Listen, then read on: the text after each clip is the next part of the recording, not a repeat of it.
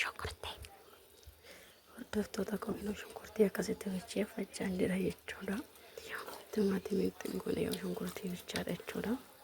Inni dura as ture shunkurtiin kun maaraan bishaanuma isaatiin bishaatee as ka'e jechuudha. Inni zayitii amma kan inni itti godhadhe jechuudha. Reefuma itti godhee akkasasiniin jedha akka hordoftoota kooyi akkasitti ayyaana keenya fataa goona kanumatti kutee isinii waraaba. Halkan immoo hojjanna jechuudha. Bariirraan ka'ee dhuka rabbiin adda adda hojiin oolee waan ta'eefi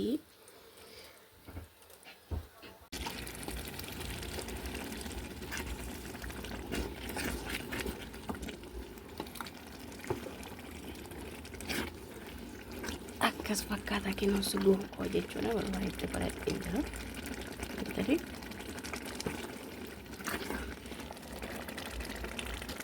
Mungkin satu ya kalau kemarin itu kan betul. Enak karena kaki nak singgah tinjas ni jadi. Ini sama yang bahas cerita begitu saya yang bahas pegawai. Yang mana dia terbibi dawan tapi. Enak alat tangan jadi curah alat musil kina mina kabun jeru. Kan sedikit tinggal tu. Mo internet tangga waktu hojii tangga jechuudha. Iddoo kiyyaatti gatiin dhufee jechuudha. Galii raffadhe silaa isaan waraaba jedheen ture jechuudha. Isaan yeroo tokko bakka tokko yoo dhaabe isaaniin booda ofiisaatti wanti ni jedha jedhee yaadeen ture. Garuu raffadhee dhufe qalbiidha maal godharree jechuudha.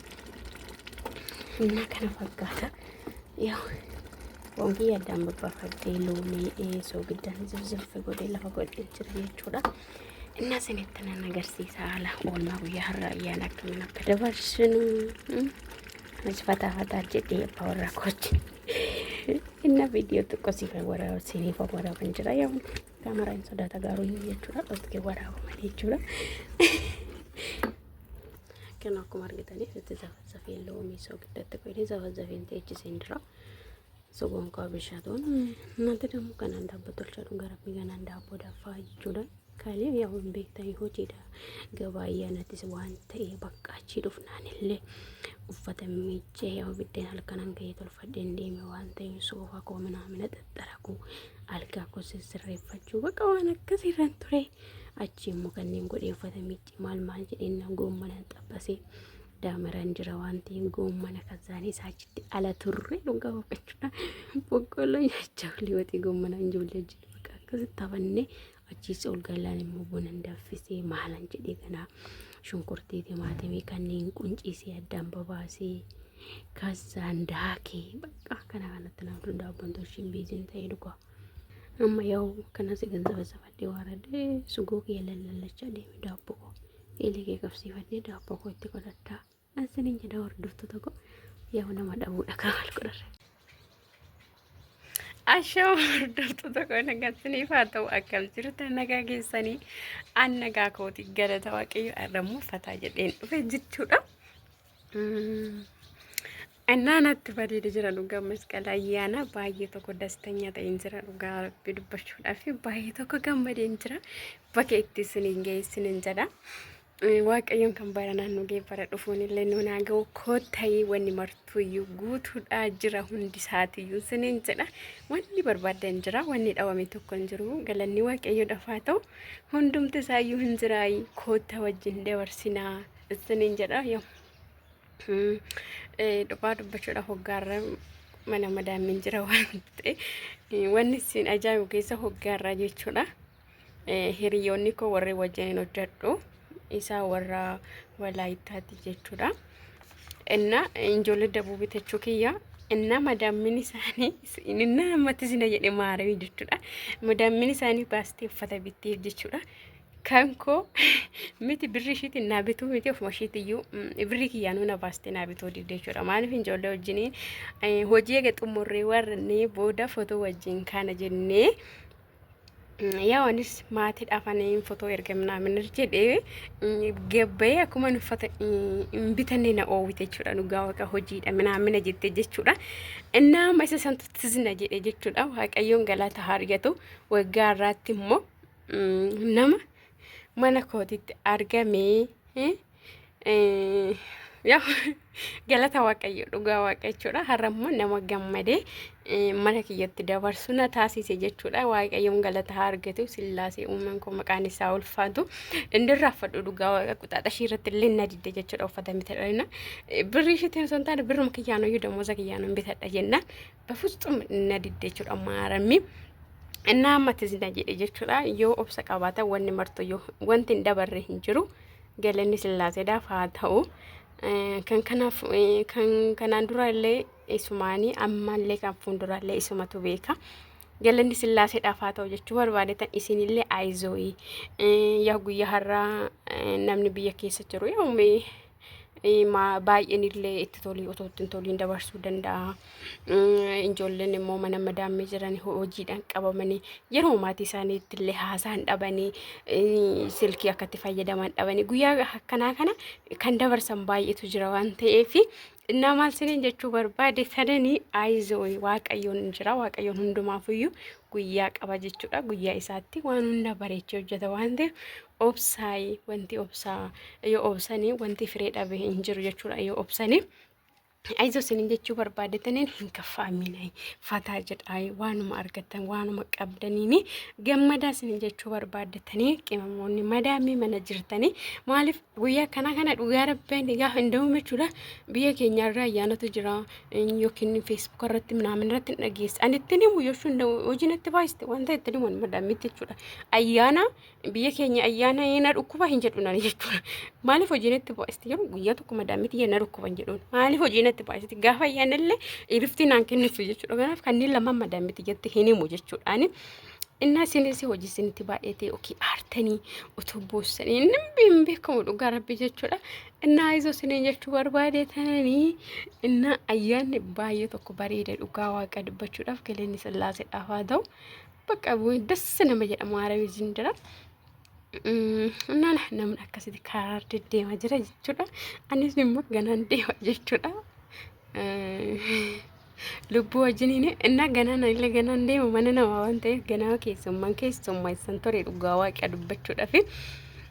Innaanis immoo ganaa mana namaa deddeeme tana nyaanyi godha kan isin jedha kotta wajjiniin nama nama immoo kaameraa qabadhee deemu. Fakkeenyaaf ganama yeroo keessummaan dhufan immoo sa'aatii 5 irratti dhufan jechuudha dhugaa rabbi. Inna sa'aatii 8 minaaminatti addaan baanii jechuudha. Jechuun kaameraa qopheeffadhee keessummaan dhufaa yoo isaan ol seenanii taqabbaluu kaameraa maal jechuun wanni akkasii sun na dabbara seenin galee jechuun bakka otoo nama viidiyoo hojjetu osoo ta'e nama miidiyaa hojjetan osoo ta'e rakkoon qabu namni miidiyaan hojjennu immoo bakka xiqqoo ishee hin dabbara seenin galee innaa kana jedheetanii mataa kommoo ofuma kiyyaan hojjetadhe jechuudha. Gabbayeetillee birrii kiyyaallee hin baasne jechuun kattiin hojjetanii qaban da'uun nama maragannaa hojjetuun dhabee malee jechuudha. Haynata sadiin qaba dhuga kan maruun qaba kan filuun qaba kan intani godhu ግን harka korratti nan dadhabe jechuudha. Haa ta'u hojjetadheen jira hin gaa jechuudha. Akkasasiin jedha hordoftoota koo yeroo waxummoo jechuudha. Sana waraabu dhugaa biisin ta'e maaramii jechuudha. Kallee mana dholle waan ta'eef sa'aatii 11 minaaminattan hojii suuqii cufee dhufe jechuudha. Bakka uffata miicaa maalan jedha mana saddaa soofa maalan godha akkasumaan godhu taateen nalaa deeme dhugaa waaqayyoon shunkurtii quncisee ganama maal godhee laaxee bakka inna dhugaa rabbi jechuudha. Biiziin ta'ee gaazaan ganama ka'een immoo daabboo daffee isaafachan jedha maalan jedha gibbiin xaxxaragaa bakka otoo mana akkas jedhu usmanachi akkas fiiguun hojjedhe waan ta'eef viidiyoo iyyuu maaramee jechuudha. Inna sirnaan waraabne jechuudhaani. Nah, baay'ee yeroo ayyaana baay'ee bichaan beekwana bichaatee namni tokko gargaara minamni jiraachuu danda'a. Jechuun gargaara osoo jedhu dhiirota otoo hin taane namni fakkeenyaaf uka obboleewwan akkasii wanti nama gargaaran tokko jira mitiire. Nah, wantoota akkasii sana hin qabu jechuudha. Kan isaas narraa fagoo jiru kan koos fagoo jiru jechuudha. Dhugaa rabbi firri isaatis fagoo. Safara kana jechuudha ollaanu achi jira jechuudha fagoo jira jechuudha. Innaa akkasiin hin jedha hordoftoota kooyi. Innaa ayyaana akkatti dabarsine qabesiin xiyyaammoo kiloo kana fakkaatti jechuudha. Mabraatiin immoo nu jala baddeetu naanta san dabbaru dhugaa ayyaana gootiin kan mabraatti barreessan argitanii Kan televizyiiniin jiru jibbaasiin hin jiru quccisum akkanumatti hawwaqa maratanii jechuudha. Maal goonare inni qabsiin kiyya kana fakkaata jechuudha. Dhugaa waqa uffanni asitti wayyannaan ta'e onlaayinii irraa birrii meeqan bittan jechuudha. Qabsii kana ani jechuudha kan xibabii jechuudha. Xibabiin isaa guddaa tokko kasan waqa dura kuma afurii fi 500 nambi hotii fi fadhe jechuudha. Na malkii immoo kana malkii kana immoo namatu jaalate jechuudha. Dhugaa rabbi jaaladheen jechuudha. Duraan an jaaladhe jechuudha. Inna hin akkas fakkaata jechuudha. Inna silkii kan ittiin qabadhu immoo mana bakka hojii kiyyatti hangatee waan ta'eef harkaan qabadheera silkii harkaan dhukkubsatee jirti. Inna kana fakkaatan siniin jedha ittiin kombololamu yoon kufuudha malee wasii wal qabadheen kufa sirraan gadi bu'u. Caamman humna kuffiste caamman immoo caammantii yemmuu akka bakka dhiisa jechuudha. Bareeddi dhugaa rabbi. Kuma lamaan nan bitee jechuudha caammatee jechuudha. Innaa akkasitti fataa jenne jechuudha. Guticha ruutu kora intoore narraa buute maal ta'e buute maarame jechuudha. Fotoo kaan ture garuu jechuudha keessatti kanarraa buute hin beeku. Akkasitti siniin jedha hordoftoota kooyii. Inna viidiyoo hin dheeressu. Baay'ee fataachaa jira safarri kun jechuudha. Warri jeneetara qabu jechuudha. Maabiraatiin jirtu waan ta'eef jeneetaraan jibbaasiin qillix jechuudha. Dhugaa waaqacha intini ayyaana jechuudha. Faarfannaa maal bakka addas nama jedha namni asii achi adii uffata kan uffatanii shir jedhan maarame jechuudha. Inaante min Itoophiyaa nuura waddada jettanii deem Gabreelii nuura nu waddani namni jechuudha. Fataa jedhee deema dhugaa waaqa dubbichu. Eessa ta'u yeroo ayyaana kan ጽድት ያኔ ደማን እናችስን ኑሮ ወደደ ኑቲ ማልታት ገሌ ማልታና ከሰተኒ እንታይና ኮታ ዱጋረብ እትጉታ ዋቀዮቹዳ ፈታተኒ እናቹራ ዱጋረብ harkaa fi afaan osoo waliin argin hin bulu jedhan jechuudha. Minim qasira sujjette maal sujjette injiraata biyya kee keessatti sammuu nagaa mana madaamitti sa'aatii meeqa rafee riiban kufachuudha. Asitti sa'aatii 3 sa'aatii afur rafna riiban quufa jechuudha. Maaliif cinqateen hin jiru ganama ka'ee maallaan jetti akkas maalan hin jiru koonna akkasii sun. Kanaaf wadaa Itoophiyaa nu jechuudha barbaadatan Naga malu kompestante jual jarsa berbadang di sini memberbadang inshallah cuda. Kasi sini jalan naga dan turai turti kari sini fatau kambaran anu ki baran pun sini nagau pada uf mudi kesani yu karbiya kesani tikaltani tokkotane waaqayyoon biyya keenya nagaa nuuf godhe kan dabarsinu nama sanii nu waa godhus siniin jedha. Ciao isiniin jaalladha.